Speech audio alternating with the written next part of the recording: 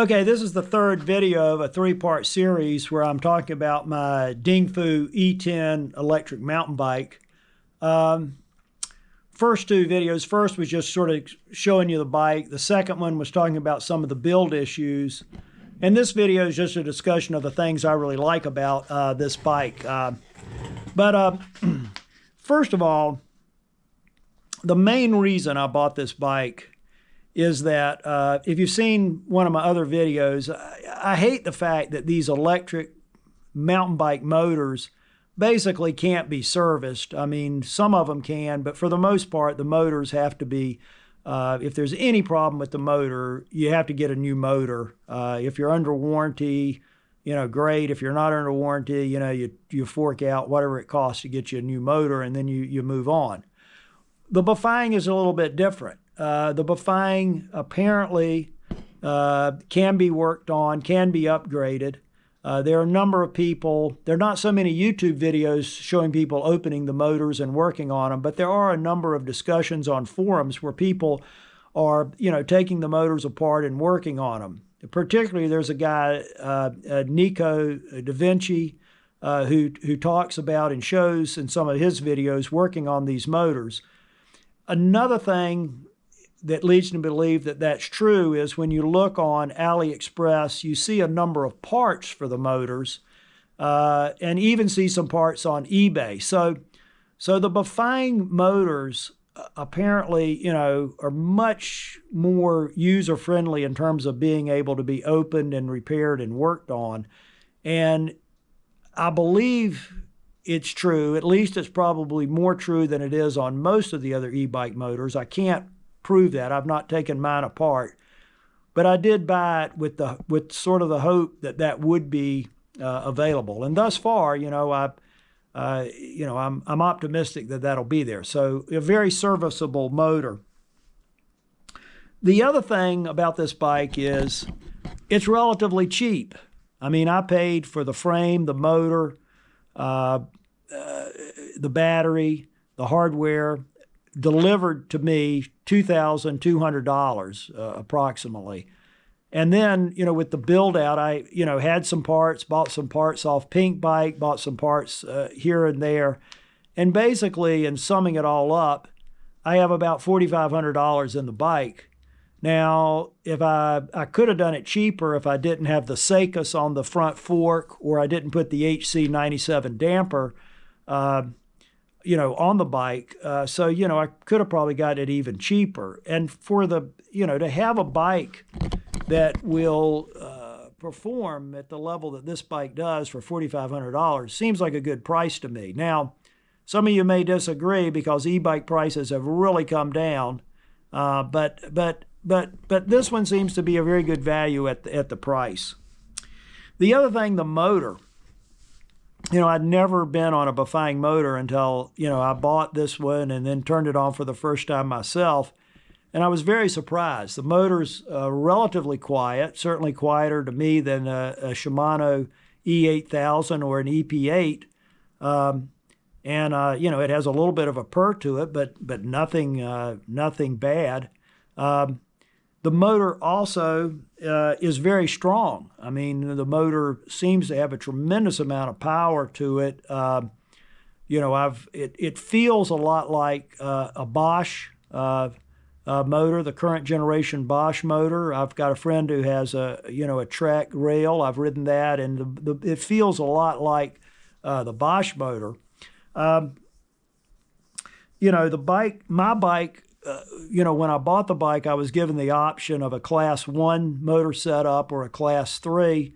To be honest with you, I was a little bit asleep at the switch and didn't think quickly enough and got the Class 1. Probably, with hindsight, would have gotten the Class 3. But anyway, I got the Class 1 motor. And my motor, for whatever reason, will propel the bike for just a little over 22 miles an hour. It doesn't stop at 20, but it doesn't go all the way up to 28. I don't know what that's all about, but no big deal. But it's supposedly a Class 1, and that's what it does. The motor also has something called overrun. Most my other e-bikes are Shimano bikes. They do not have motor overrun, or if they do have very little But this bike has quite a bit of motor overrun. And at first, I thought that, and what I mean by that is when you stop pedaling for maybe a second almost, or maybe a part of a second, the motor will continue to propel the bike. And at first, I thought that that was some malfunction or error, but then in reading on the message boards, apparently that's the way the motor's designed, and a lot of people really like that. At first, I didn't like it, but now that I've ridden the bike some, and like I said, I've got about 500 miles on the bike, I like it. I mean, I'm learning how to use it, and it definitely, when you're trying to get the pedals right to go through a rocky section or whatever, you can use that overrun to help you get through it. So the motor's great. It does great. One caveat though, I do not like to get any e-bike motor wet at all. So if it looks like it's going to rain or it does start raining, that's the end of e-biking for me. I get to shelter as quickly as possible. I rarely clean the motor off. I wipe it off with a dry rag. I do not put water on any part of it. And, it may be completely different if you put water on it, but thus far I've had no problems. The bike and the motor performs great. The battery on the bike is huge. Okay, no question about that. You feel the weight of the battery. It's not terrible, but you do know that it's a big battery on the bike. If I have the bike in eco mode, and by the way, eco on this bike feels like trail mode on a Shimano e1000 motor.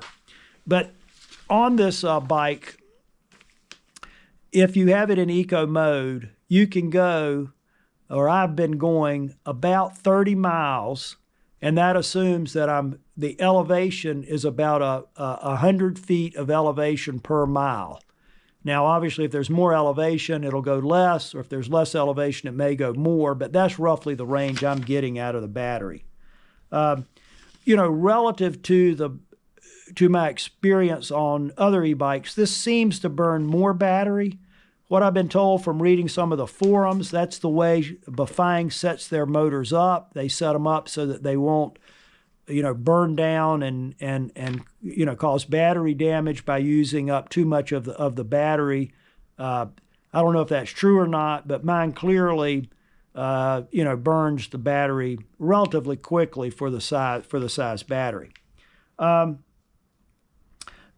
really like how the bike feels. The bike rides really well. The one thing that I was not sure about was how the rear suspension would feel on the bike.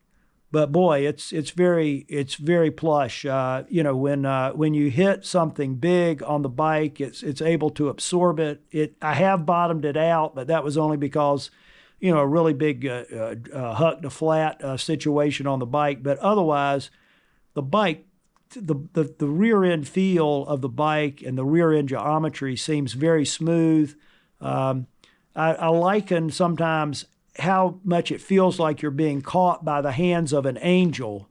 And in this particular bike, I'd say that the angel's hands are very soft and the angel is very, very quick to catch you. The bike and the suspension works very well. I did have a Zeb on the front of this bike. I've always liked the Lyric fork. It's probably my bias for the Lyric, but the Zeb fork with the big battery seemed a little ponderous. And when I changed out the Lyric fork, it made the bike free up a little bit more. So anyway, those are the things I really like about the bike. I would say that, had a chance to do it over again, I would buy the bike. It's a fun bike to ride. It does really well, and for the price, it's just hard to beat. So that's the end of sort of my three-part series of videos on the Dengfu e10. I hope that supplements some of the information that's already out there on the bike. Like I said, Rob rides eMTB. And Neeko Devinchi have done great jobs covering the bike up to this point, and I really appreciate all they've done. It led me to the bike, and I think it was a very worthwhile purchase and build endeavor on my part.